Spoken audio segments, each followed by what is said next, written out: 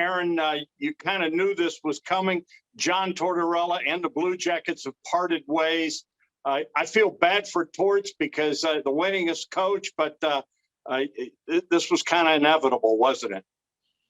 Yeah, Dom, it sure felt that way. I mean, I think that, there were whispers last year that John Tortorella, after the Blue Jackets played in the bubble, beat Toronto in the qualifying round, lost to Tampa in the first round. There were whispers at that point that he might not be back for the last year of his contract. I think he kicked it around. So I'm not sure he was, fully committed to this until the season started. And then, you get what you get with John Tortorella. He was in with both feet and all of his passion. But it had the feeling of inevitability for sure, especially the way this season went south. This was just a struggle. This whole season was difficult, from the Pierre-Luc Dubois stuff early in the season, the fact that the roster was left so badly damaged by that, just way out of kilter, no centers on the roster that they could trust. And it was a struggle. Really, I think it's a small miracle they stayed in the playoff race as long as they did. It really wasn't until a month ago that they began the free fall. So this seemed an inevitability for a while now, and I don't think anybody within the building really was too shocked Saturday night when it became official. You feel bad for Torts. I mean, winningest coach. I was a big fan of the guy. I think he deserved better than to go out this way. But this is pro sports, and it just kind of went off the rails early, didn't it? Yeah, and you know what? It was really interesting. You had to look closely, but there were signs these last couple of days of John Tortorella. He didn't want a big deal made out of this. He didn't want any fanfare. Didn't want a farewell on the board. I don't think he's even going to have a farewell press conference. I think he's just going to take off. He doesn't like that kind of stuff typically. But you could see it in the penultimate game of the season Friday with Detroit.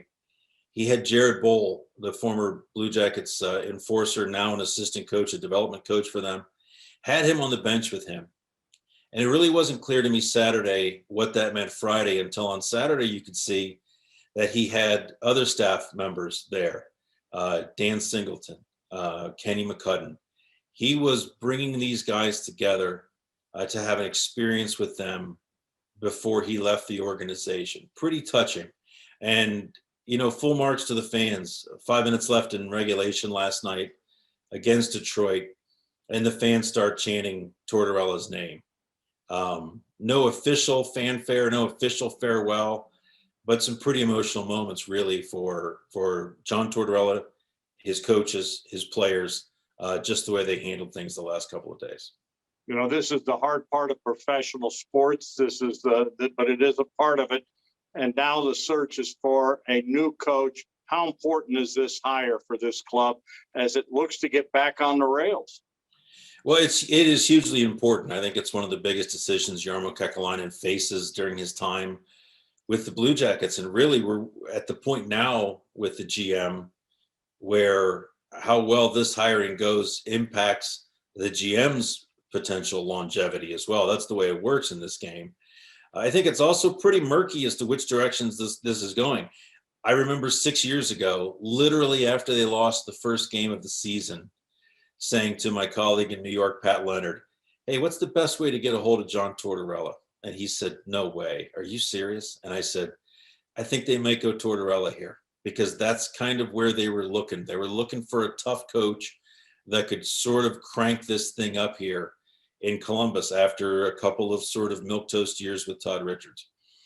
This year, it's not nearly as clear what they want. Do they want a young coach that can work with young players? It's going to be a very young team again next year. I think one thing to keep in mind here, Jarmo Kekalainen never took issue with John Tortorella's sort of demands, with his ways of pushing guys to a level and demanding that they play there. He actually really admired that.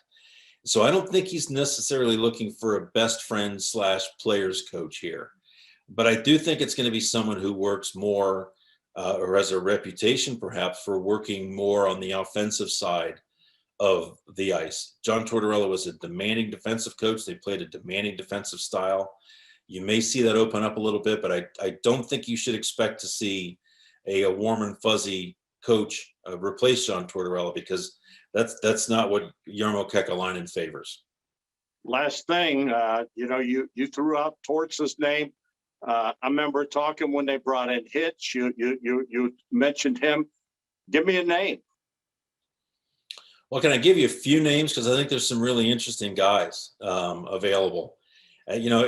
And some of them will sound very familiar to you. If the Blue Jackets are willing to go up into sort of the upper stratosphere of coaches' salaries, one guy to keep in mind is Gerard Gallant, who coached here. I think he was the third coach in Blue Jackets history. Right. He has since gone on to really make a name for himself in coaching circles.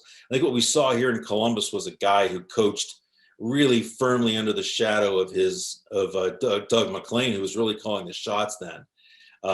So that he's an interesting name to keep in mind if they go there.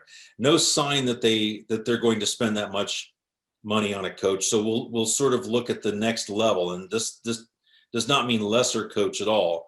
Kirk Muller is out there, a guy who had just a tremendous career as a player. He's coached in Montreal. He's coached in Carolina, a very experienced coach. Others, Rick Tocchet just found out today in Arizona that he won't be back with the Coyotes. I think that is his choice as much as it is the Coyotes. He's a very well-regarded coach for working with young players. And another name that will sound familiar is Luke Richardson, a former Blue Jackets captain who has been a coach in the American Hockey League. He's been a longtime assistant in the AHL. His time, many feel, is due to coach in the NHL. And so perhaps him moving back to Columbus, he has tons of friends still here in Columbus. He's a name to keep in mind. The current assistants, Brad Larson and Brad Shaw, I assume will be given interviews. That's sort of the proper decorum in all of this. I'm not sure where they stand in terms of being potential next coaches or replacements for Tortorella, but there are several names to keep in mind, and it's a list that's going to sort of shape and mold here in the weeks to come.